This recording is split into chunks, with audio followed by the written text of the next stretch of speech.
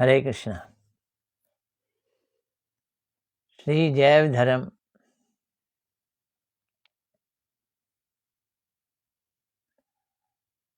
बड़ा ही अनूठा ग्रंथ है ये, श्रील भक्ति विनोद ठाकुर जी का।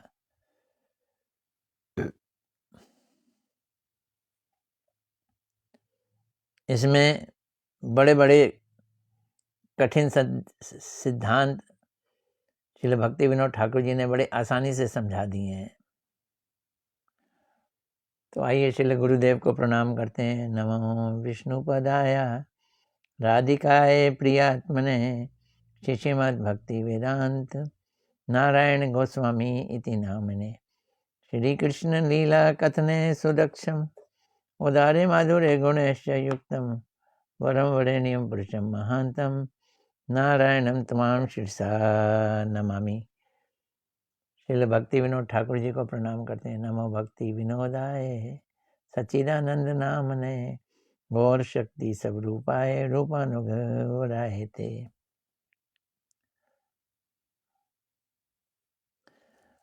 मैं जैव धर्म का पाठ कर रहा हूँ, बता रहा हूँ, क्योंकि मैं इस ग्रंथ को कई बार पढ़ चुका हूँ।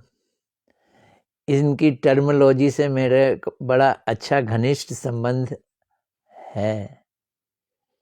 मैं पढ़ जाता हूँ, लेकिन कुछ भक्तों ने मुझको मैसेज दिए हैं कि कई सारी टर्मिनोलॉजी समझ नहीं आती है।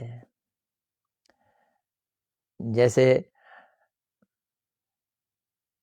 अणु चेतन क्या है, विभू चेतन क्या है, विषय क्या है, लिंग शरीर क्या है।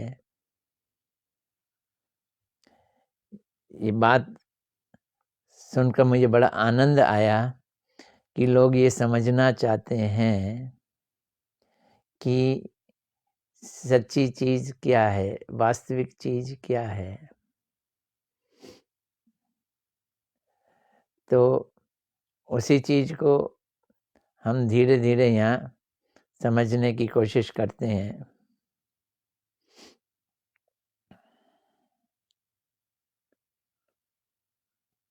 श्रील भक्ति विनोद ठाकुर जी का हम जैव धर्म का दूसरा अध्याय ले रहे हैं।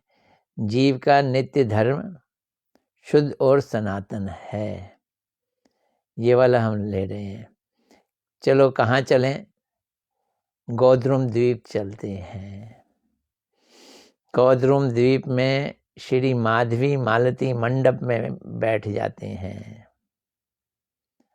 वहाँ पे परमहंस बाबा जी महाराज हैं।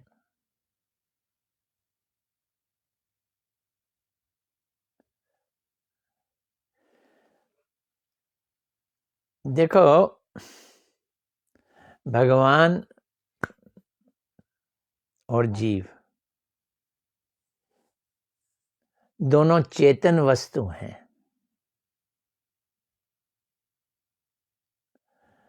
पिछले अध्याय में वस्तु का परिभाषा बताई गई थी। जो जिसका अस्तित्व है, जो वस्ता है, वो वस्तु है। A thing which has existence, वो वस्तु होती है। जीव वस्तु है, भगवान भी वस्तु है। कैसी वस्तु है?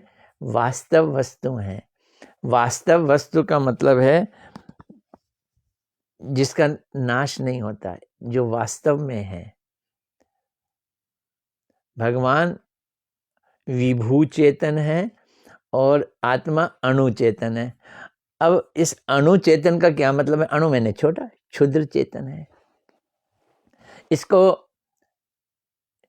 श्रील भक्ति विनोद ठाकुर जी ने चिंगारी के साथ उदाहरण दिया है। देखो, आग से चिंगारी निकलती है, foot foot foot foot foot foot. आग तो आग है, चिंगारी आग है कि नहीं? क्या कहोगे? चिंगारी भी आग है। इसी तरह से भगवान से जीव निकल रहा है। भगवान चेतन है और जीव भी चेतन है। जिस तरह से आग से चिंगारी निकलती है, चिंगारी भी आग है, और आग तो आग है, आग बड़ी आग है, चिंगारी छोटी आग है। इस छोटी को अणु कह देते हैं, अणु। तो ऐसे ही भगवान विभू चेतन है और चिंगारी जीव अणु चेतन है। भगवान की चेतनता, उनकी कॉन्शियसनेस सर्वव्यापी है। अणु की चेतनता अपने तक सीमित है।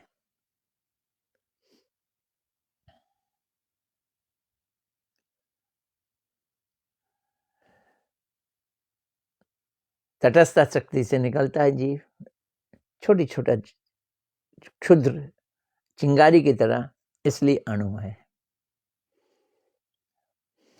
अब एक शब्द है विषय, इसको समझना जरा।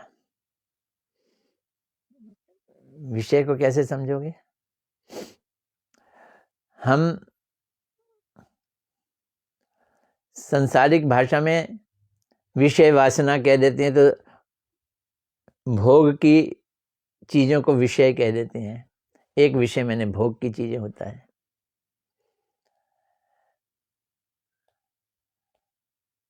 जब कोई किताब लिखी जाती है, उसमें अंदर जो सूची डाली जाती है उसे विषय सूची कहते हैं। उसके जो सब्जेक्ट्स होते हैं अलग अलग, उन सब्जेक्ट्स को विषय कहा जाता है। और भी विषय के कई सारे प्रयोग देखे गए हैं, लेकिन यहाँ भक्ति में विषय को कैसे इस्तेमाल किया जाता है, बड़ा अद्भुत है। कैसे? हम सब के भक्ति और पूजा के विषय कृष्ण हैं, प्रेम के विषय कृष्ण हैं। कृष्ण कौन है? प्रेम के विषय हैं।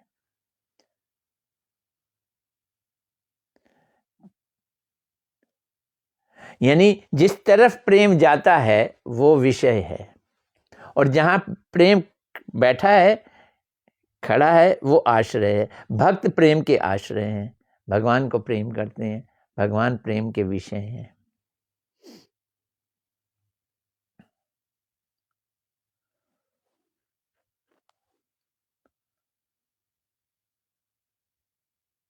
भक्तों के मूल भक्त कौन है? वो राधा रानी है। वो तो पूरी प्रेम की आश्रय हैं, आश्रय स्वरूपा हैं। ये समझने वाली बात है, विषय और आश्रय।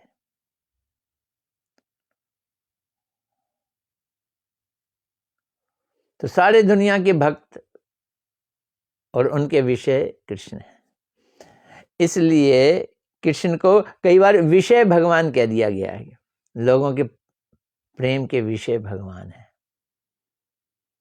और भक्तों को आश्रय भगवान। राधा रानी आश्रय। तो राधा कृष्ण को बोले तो विषय और आश्रय, आश्रय प्लस विषय इज इक्वल टू संपूर्ण भगवान। तो अब अणु जीव है ना, छोटा सा अणु, छोटा सा, इसलिए उसकी चेतना भी छोटी सी है, उसे ढका जा सकता है। भगवान विभू जीव है, विभू चेतना है। अणु चेतना को ढकने का क्या मतलब है? अब यही समझना, चेतना मैंने जिसके अंदर फीलिंग है, विलिंग है, डिजायर है, लव है, ज्ञान है, ये सब ढक जाता है। माया कुछ ऐसा जादू करती है कि वो अणु चेतन ये समझता है कि मैं शरीर हूं। अणु है ना, चेतना, चेतना मतलब कॉन्शियसनेस छोटी है ना, तो वो विकृत हो जाती है। एक उदाहरण दिया था मैंने, चंदन की लकड़ी मिट्टी के तेल में, मिट्टी के तेल का गंध देती है, चंदन का गंध चला जाता है।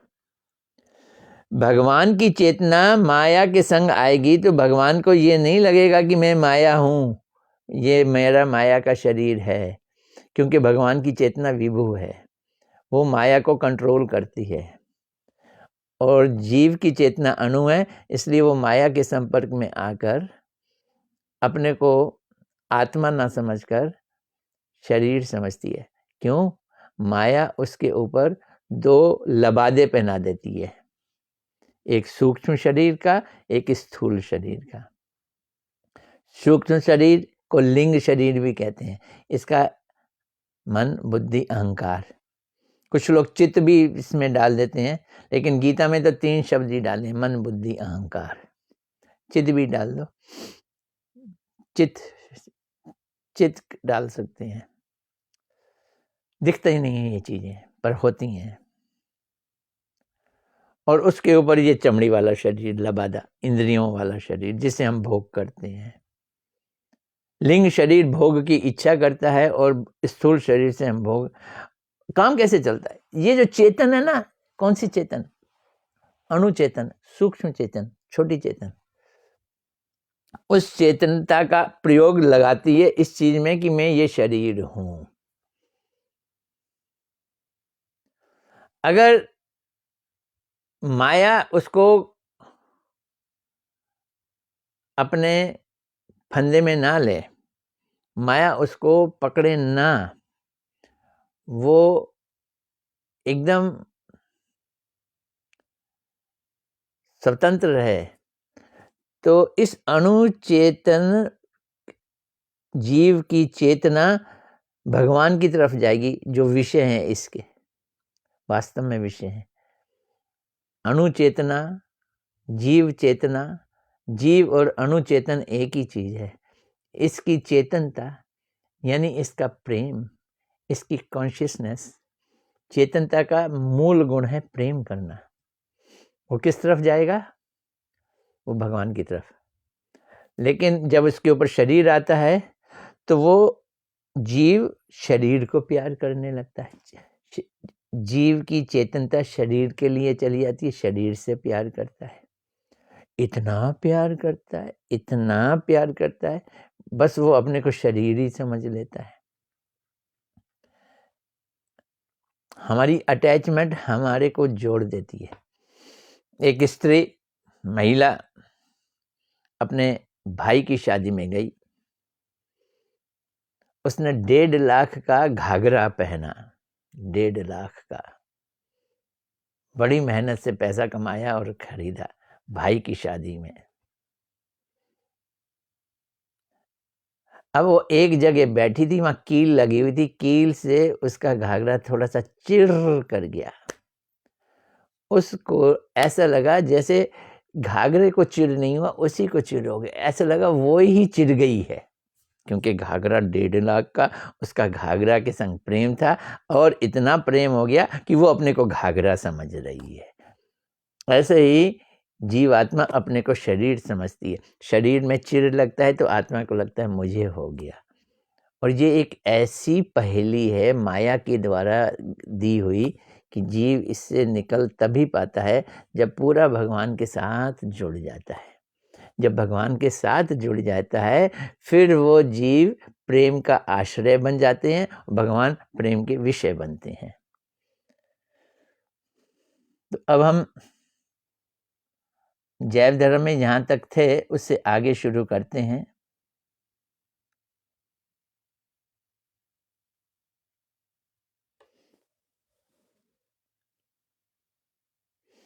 सन्यासी महाराज जी ने हाथ जोड़ा और बोला, मैं शचि नंदन के द्वारा प्रकाशित विमल वैष्णव धर्म का सर्व उत्कर्ष देखता हूँ। मैं आपकी बातों को सुनकर यह महसूस कर रहा हूँ कि महाप्रभु जी ने जो वैष्णव धर्म बताया है वो सर्व उत्कर्ष है, इट इज हाईएस्ट। सर्व उत्कर्ष देखता हूँ।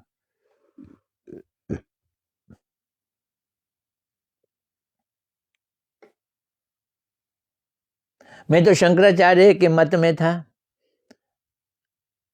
अद्वैतवाद के मत में था। अब मैं महसूस कर रहा हूं वो कितना घटिया था। हेत तो देख रहा हूं, हेत तो मैंने घटिया, मैं उसका घटियापन देख रहा हूं।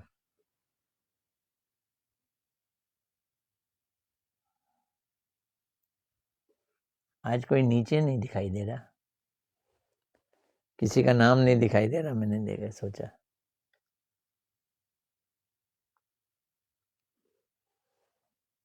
खैर आगे चलते हैं।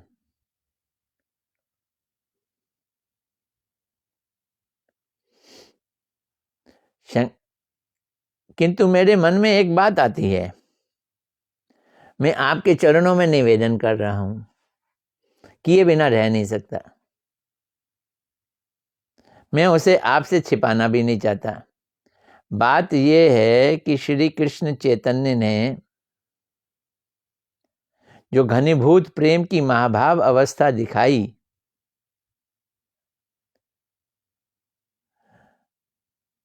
महाभाव में वो डूब जाते थे महाप्रभु जी। राधा रानी का महाभाव, इनका भी महाभाव, तो महाभाव में डूब जाना। तो उन्होंने कहा कि जो अद्वैतवाद है उसमें लोग ध्यान लगाते हैं, ध्यान में भी वो निराकार ब्रह्म में लीन हो जाते हैं। तो उनका अद्वैतवाद का अद्वैत सिद्धि लीन होना और महाप्रभु जी का ये प्रेम में डूबना, ये दोनों एक हैं क्या? ये अलग अलग अवस्था है। तो अब परमहंस बाबा जी कितने दीनहीन हैं, देखो तो कितने दीनहीन हैं। वो बोलते हैं, परमहंस बाबा जी बोलते हैं, धन्यवाद शंकराचार्य जी को, धन्यवाद। फिर कहा भाई शंकराचार्य तो शंकर जी ही हैं, इस बात को ध्यान रखिएगा। शंकर जी वैष्णवों के गुरु हैं। देखो निंदा नहीं कर रहे हैं, यहाँ एक चीज यहाँ ध्यान रखनी है, वो निंदा नहीं कर रहे हैं।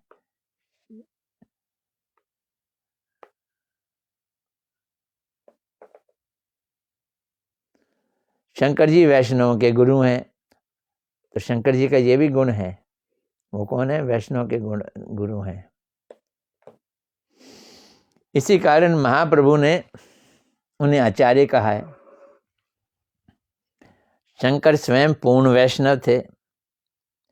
जिस समय वे भारत, शंकराचार्य जी भारत में उदित हुए थे, उस समय उनके समान एक गुण अवतार होने की बहुत बड़ी आवश्यकता थी। तो शंकराचार्य जी जो हैं वो शिव जी ही हैं और वो शिव जी के गुण अवतार हैं, जिनको हमने रिजेक्ट किया है। लेकिन उसको ये कैसे महिमा कर रहे हैं और उसके बाद कहेंगे उनकी बातों को रिजेक्ट करो। वो जब आए थे,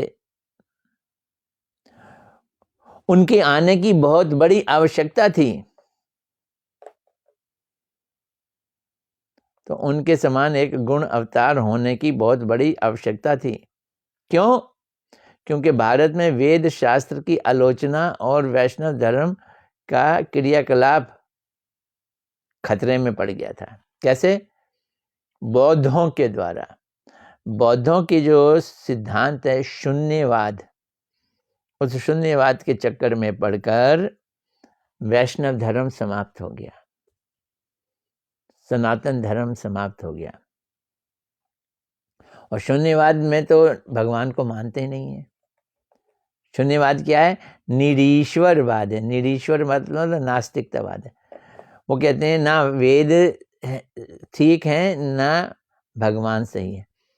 बड़ी अचंभे की बात है।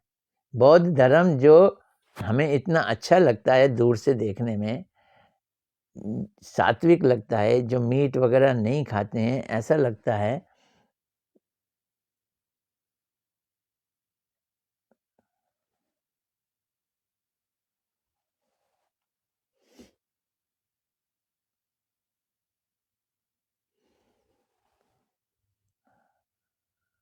वो जो बौद्ध धर्म है उसे शून्यवाद कहा जाता है।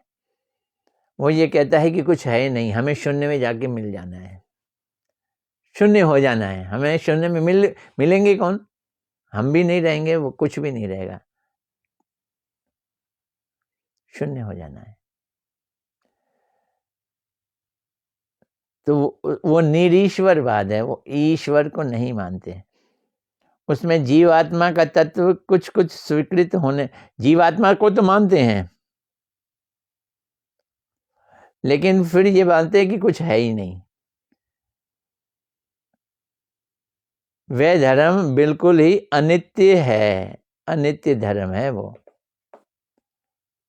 और फैल गया था भारत में, चारों ओर फैल गया था।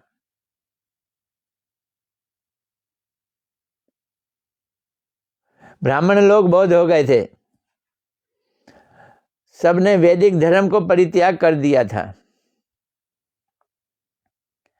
वैष्णव, क्योंकि बौद्ध वेदों को नहीं मानते। फिर शंकराचार्य जी आए, असाधारण शक्तिशाली शंकरावतार शंकराचार्य जी ने उदित होकर वेद शास्त्रों का सम्मान बढ़ाया। ये अद्वैतवादी हैं शंकराचार्य जी, ये वेदों को मानते हैं। ब्रह्मवादी हैं, ये ब्रह्म को मानते हैं, ब्रह्म का वर्णन वेदों में दिया गया है।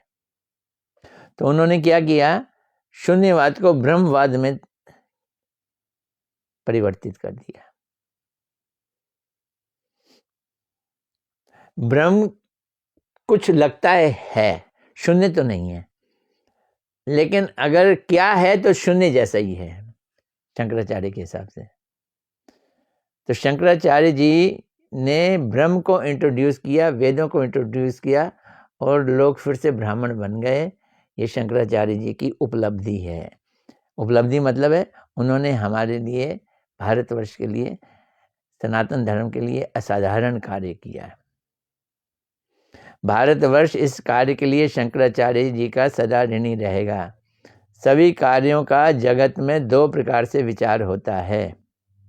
जो कार्य किए जाते हैं ना, दो तरह से विचार है। क्या? एक है तात्कालिक विचार, कुछ कार्य तात्कालिक होते हैं और कुछ कार्य सर्वकालिक होते हैं, एक पर्टिकुलर टाइम के लिए होते हैं। शंकराचार्य जी का कार्य उस समय के लिए था जब बौद्ध चारों ओर फैले हुए थे। जब बौद्ध हट गए, फिर शंकराचार्य की सिद्धांत की जरूरत नहीं है। तो शंकराचार्य जी का कार्य तात्कालिक था, उसके द्वारा अनेक सुफलों का उदय हुआ। शंकराचार्य जी ने नींव डाली, उसी नींव के ऊपर वैष्णव लोगों ने अपने सिद्धांत बनाए। कौन? रामानुजाचार्य जी आए, श्री संप्रदाय के।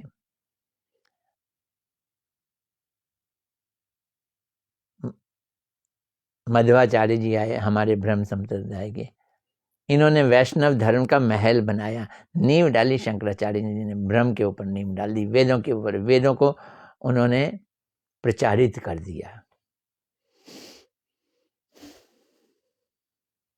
इसलिए शंकराचार्य वैष्णव धर्म के परम बंधु हैं।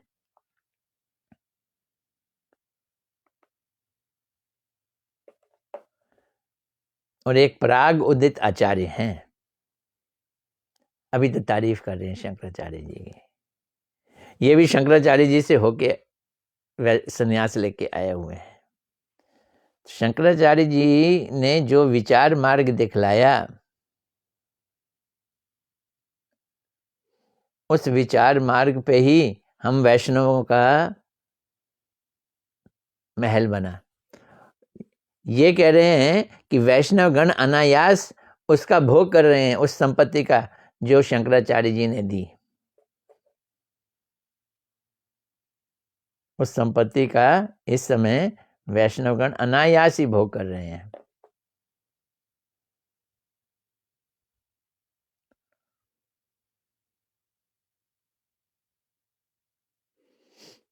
अब एक बात समझ लो, जड़ और बद्ध जीव दो चीजें हैं ना। एक तो जड़ है, एक बद्ध जीव। बद्ध जीव जड़ तो नहीं है, चेतन भी नहीं है, दो चीजें हैं। जड़ और बद्ध जीव के लिए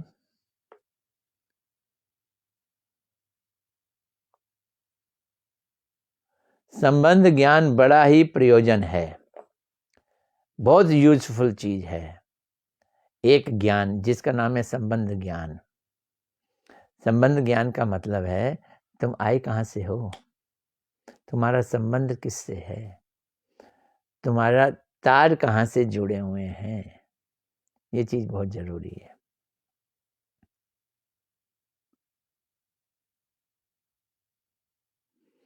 अब ये जो चेतन आत्मा है उसके लिए कह रहे हैं जड़ जगत में स्थूल और लिंग देह चित्त वस्तु पृथक और अतिरिक्त है। चित्त वस्तु आत्मा, लिंग शरीर मन बुद्धि अहंकार, जड़ शरीर ये इंद्रियां वाला शरीर। तो उसमें चेतन जीव पृथक वस्तु है। जड़ क्या है, लिंग शरीर और स्थूल शरीर, ये जड़ है। समझ आ रही है बात? चेतन आत्मा उनसे पृथक है, अलग है। इस सिद्धांत पर शंकराचार्य और वैष्णव का मत एक है।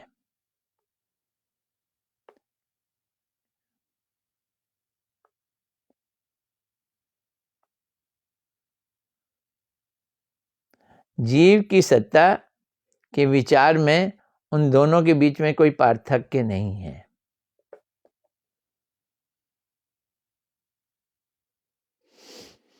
जड़ जगत से संबंध के त्याग का नाम मुक्ति है। ये दोनों ही कहते हैं कि अगर मुक्त होना है तो जड़ जगत से अपने संबंध को त्याग करना है। इस बात को दोनों मानते हैं। मुक्ति लाभ होने तक शंकर और वैष्णव आचार्यों के बीच में मतैक्य है, एक ही मत है, दो मत नहीं है, मतैक्य है। कैसे होगा ये? हरि भजन द्वारा चित्त शुद्धि और मुक्ति लाभ होती है। ये भी शंकराचार्य जी की शिक्षा है। शंकराचार्य जी ये भी मानते हैं, क्या? भजन करोगे किसका? हरि का, चित्त की शुद्धि होगी, मुक्ति होगी। ये शंकराचार्य जी की शिक्षा है। मुक्ति के बाद क्या होगा? यहां पे वो चुप हो जाते हैं। शंकराचार्य चुपचाप मुक्ति लाभ के बाद जीव की जो स्थिति होती है उसको क्लियर नहीं कर रहे।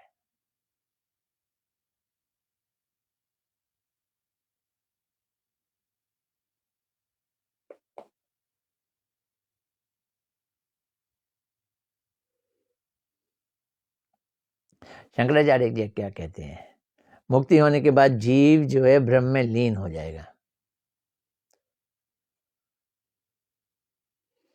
इसी कारण से शंकराचार्य जी ने केवल मार्ग दिखला दिया और अधिक कुछ वैष्णव धर्म का रहस्य नहीं खोला, ज़्यादा डिटेल नहीं बताई।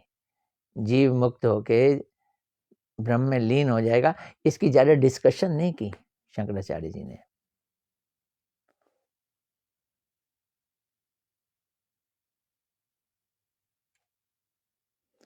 उनके जितने भी भाष्य अगर उनको ध्यान से पढ़ा जाए वे शंकर के गूढ़ भाव समझ सकते हैं। जो लोग केवल उनकी शिक्षा के बाहरी अंश को लेकर उसी की उधेड़ बुन में अपना समय बिताते हैं, वही लोग वैष्णव से दूर हो जाते हैं। अगर कोई शंकराचार्य को ध्यान से पढ़ेगा तो वो वैष्णव हो जाएगा, वैष्णव हो जाएगा।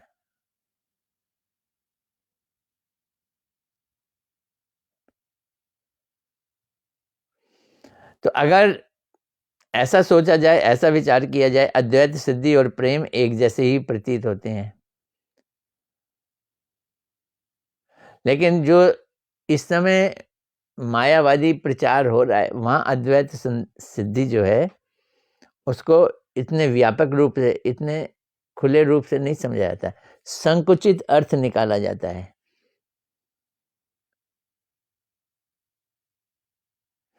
उससे अद्वैत सिद्धि और प्रेम में भेद पैदा हो गया, भिन्नता पैदा हो गई। अब जानिए प्रेम क्या चीज है। प्रेम के ऊपर आ गए। प्रेम क्या पदार्थ है? ये वैष्णव की चीज है। एक चित्त पदार्थ अन्य चित्त पदार्थ के प्रति जिस धर्म के द्वारा स्वभावतः आकर्षित होता है उसे प्रेम कहते हैं। ये चीज है। एक चित्त पदार्थ आत्मा, दूसरे चित्त पदार्थ भगवान, उसके ओर आकर्षित होता है। किस शक्ति से आकर्षित होता है उसे प्रेम कहते हैं। एक चुंबक दूसरे चुंबक की ओर आकर्षित होता है, इसे मैग्नेटिक फील्ड कहते हैं। एक इलेक्ट्रॉन एक प्रोटॉन की तरफ आकर्षित होता है, ये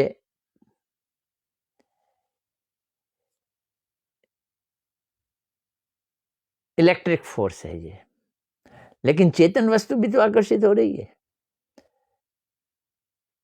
चेतन वस्तु किस चीज से आकर्षित होती है? वो जिस चीज से आकर्षित होती है उसको प्रेम कहते हैं। अब देखो, मनुष्यों के अंदर, जीवों के अंदर भौतिक शरीर है, लिंग शरीर है और आत्मा भी है। हम सेमी चेतन हो गए, असली चेतन नहीं है, हम ढके हुए चेतन है। तो एक पत्थर दूसरे पत्थर को प्यार नहीं करेगा, लेकिन एक शरीर दूसरे शरीर को प्यार करता है, क्योंकि उसके अंदर आत्मा है और आत्मा का गुण है प्रेम करना। चेतन वस्तु का गुण है प्रेम करना।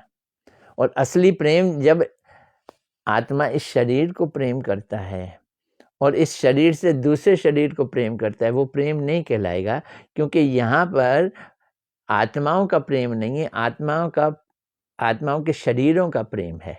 लेकिन जब नीट आत्मा, शुद्ध आत्मा, शुद्ध भगवान से प्रेम करता है, वो प्रेम असली प्रेम है। तो दो चित्त पदार्थों के पृथक अवस्थान बिना प्रेम सिद्ध नहीं होता। अगर दो चित्त वस्तुएं हैं और जब तक वो अलग अलग नहीं होंगी तो प्रेम कैसे बनेगा? शंकराचार्य जी ने तो एक मिला दी, प्रेम खत्म। आत्मा परमात्मा में लीन हो गई, प्रेम खत्म, एक कर दी।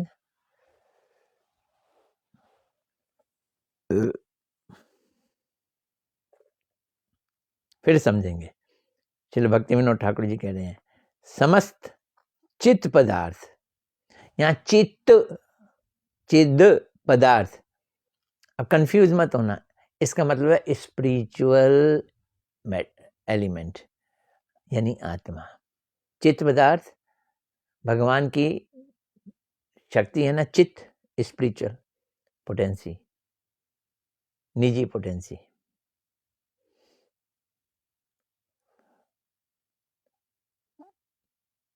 तो समस्त चित्त पदार्थ जिस धर्म के द्वारा परम चित्त पदार्थ जीवात्मा, समस्त चित्त पदार्थ जीवात्मा, और जिस धर्म के द्वारा परम चित्त पदार्थ कृष्णचंद्र इसकी ओर नित्य आकर्षित होता है, उसी का नाम कृष्ण प्रेम है। श्री कृष्णचंद्र नित्य पृथक अवस्थान और जीव समूह का उनके प्रति जो अनुगत भाव के साथ नित्य पृथक अवस्थान, वे प्रेम तत्व में नित्य सिद्ध तत्व है। अब देखो, श्री कृष्णचंद्र नित्य हैं और पृथक अवस्थान करते हैं, मतलब ही सेपरेटली सिचुएटेड, उनकी अपनी एक सत्ता है। और जीव समूह उनकी भी सत्ता है, जो उनसे पृथक है, सेपरेट है। किन से? भगवान से। दोनों एक नहीं है, मिल नहीं गए, तभी दोनों के बीच में प्रेम है। तो भगवान की पृथक अवस्थान है और जीव समूह का उनके प्रति अनुगत भाव से नित्य पृथक अवस्थान है। और जीव भगवान से प्रेम करता है, उनके अनुगत में उनका पृथक स्थान है, मतलब सेपरेट अवस्थान है। Both exist, both coexist, both exist separately, that is why they love each other. If they are not separate then they can not love. अगर वो अलग अलग नहीं है, पृथक नहीं है, तो प्रेम नहीं कर सकते। तो वे प्रेम तत्व नित्य सिद्ध तत्व है, इसलिए जीव आत्मा नित्य है, उनका भगवान के प्रति आकर्षण और प्रेम नित्य है, वही नित्य प्रेम कहलाता है आकर्षण, इसलिए प्रेम भी नित्य है।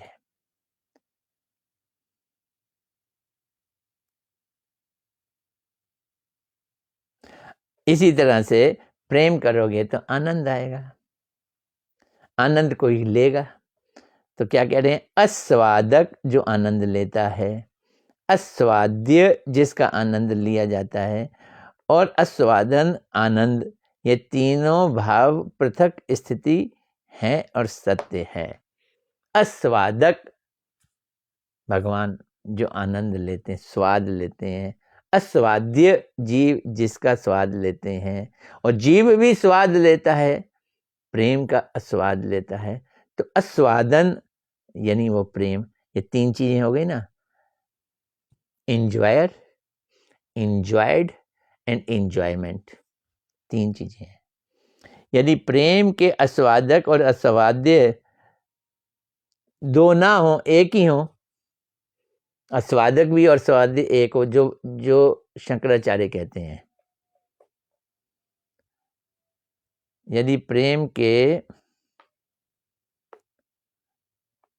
आस्वादक और आस्वाद्य एक हो तो प्रेम हो ही नहीं सकता, प्रेम एग्जिस्ट ही नहीं करेगा, नित्य ही नहीं है प्रेम फिर तो। यदि अचित संबंध शून्य चित्त पदार्थ की शुद्ध अवस्था को अद्वैत सिद्धि कहा जाए तो प्रेम एवं अद्वैत सिद्धि एक जैसे प्रतीत होते हैं।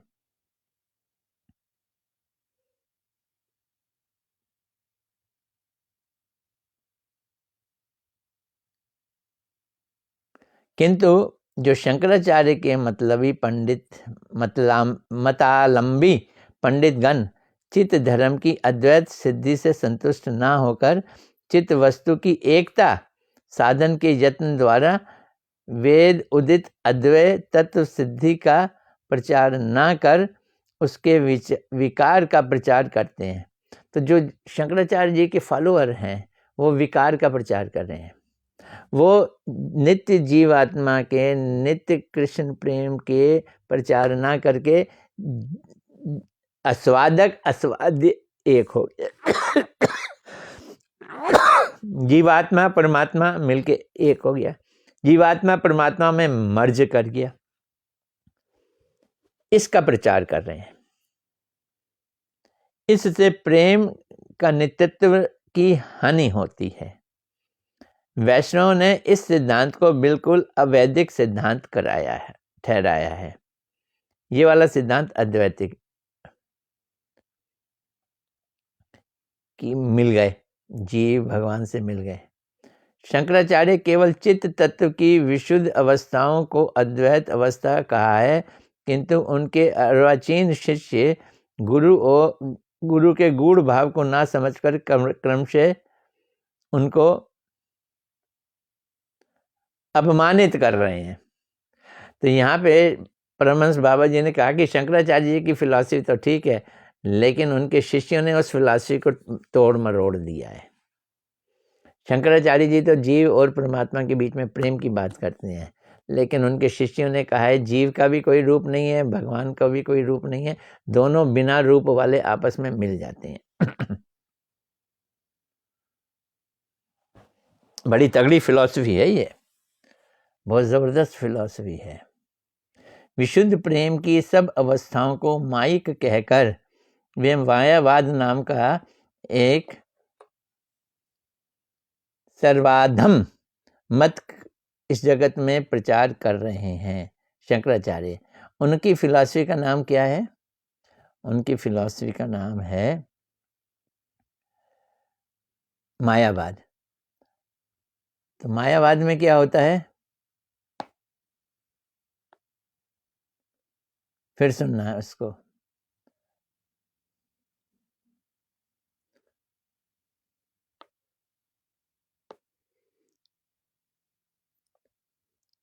जीव भगवान से प्रेम करता है, जीव अलग रहता है, भगवान अलग रहते हैं, तभी एक दूसरे से प्रेम करते हैं। लेकिन इन्होंने एक मायावाद सिद्धांत निकाला है, ये कह के कि प्रेम तो माइक है, प्रेम सत्य नहीं है, प्रेम का होना ही माया है, हटाओ प्रेम को बीच में से। तो ये मायावाद नाम का सिद्धांत है, सर्व अधम है, सर्वाधम है, बिल्कुल घटिया सिद्धांत है। इस मत का जगत में प्रचार किया है, क्या है? प्रेम को हटा दिया, प्रेम को माइक बता दिया, ये गड़बड़ कर दी। मायावादी लोग पहले तो एक के सिवाय और अधिक चिद वस्तु का स्वीकार ही नहीं करते। तो शंकराचार्य जी के जो शिष्य हैं, जिन्हें हम मायावादी कहते हैं, वो लोग दो चित वस्तु नहीं मान रहे। वैष्णव लोग दो चिद वस्तु मानते हैं, एक विभूचिद और एक अणुचित। अणुचित जीवात्मा, विभूचित भगवान, दो अलग चेतन वस्तुएं हैं, एक दूसरे को प्रेम करती हैं। वो एक ही चेतन मानते हैं, दो चेतन मानते ही नहीं है। वे ये भी स्वीकार नहीं करते कि चित वस्तु में प्रेम धर्म है। मायावादी शंकराचार्य के शिष्य ये नहीं मानते हैं कि चेतन वस्तु में प्रेम है। प्रेम को वो माइनस कर देते हैं, प्रेम निकाल ही देते हैं सब में। वे कहते हैं कि ब्रह्म जब तक एक अवस्था को प्राप्त है तब तक वह माया से अतीत है। जब वे कोई स्वरूप ग्रहण करता है तथा जीव रूप में नाना प्रकार के आकारों को प्राप्त करता है, तब वे मायाग्रस्त होता है। अतः वे भगवान के नित्य शुद्ध चिद घन विग्रह को माइक मानते हैं। तो हम जब कृष्ण को भगवान मानते हैं, भगवान के रूप को नित्य मानते हैं, भगवान के स्वरूप को हम सचेतन मानते हैं, वो माइक मानते हैं। बड़ा अद्भुत अद्भुत अद्भुत विचार है। भगवान के सतोगुण का माया से बना हुआ मानते हैं। जीव रूप से नाना तरह के आकारों को प्राप्त करता है। जैसे जीव के अनेक आकार हैं, वो ब्रह्म भी अलग अलग आकार प्राप्त करता है, माइक। तब ये मायाग्रस्त होता है। तो जो हम कृष्ण राम जितने भी रूप मान रहे हैं, उसे मायाग्रस्त मानते हैं, ये माइक मानते हैं। अतः वे भगवान के नित्य शुद्ध चिद घन विग्रह को माइक मानते हैं। ये बड़ी गंदी बात है भाई, इसलिए हमारी उन लोगों से बिल्कुल नहीं बनती। इसी कारण वे प्रेम और प्रेम के विकार को माइक मानकर अद्वैत ज्ञान को निर्माइक माया से परे कहते हैं और उसी की स्थापना करते हैं। प्रेम माया है, भगवान का स्वरूप माया है, जीवों का स्वरूप माया है। माया को निकाल दो, एक ही तत्व बचता है, निराकार ब्रह्म। ये उनका सिद्धांत है।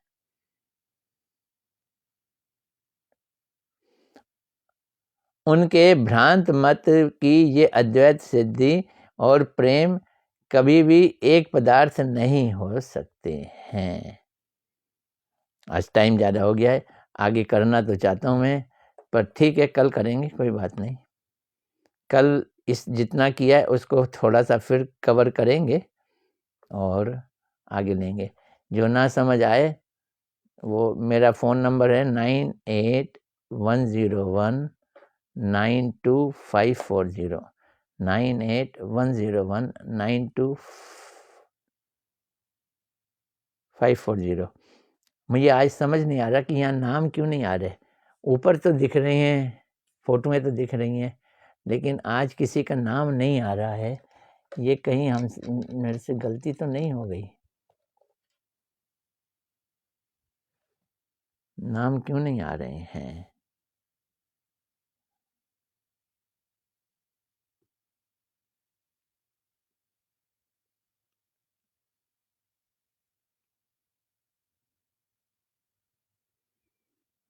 आज मैं नाम पढ़ ही नहीं सकता।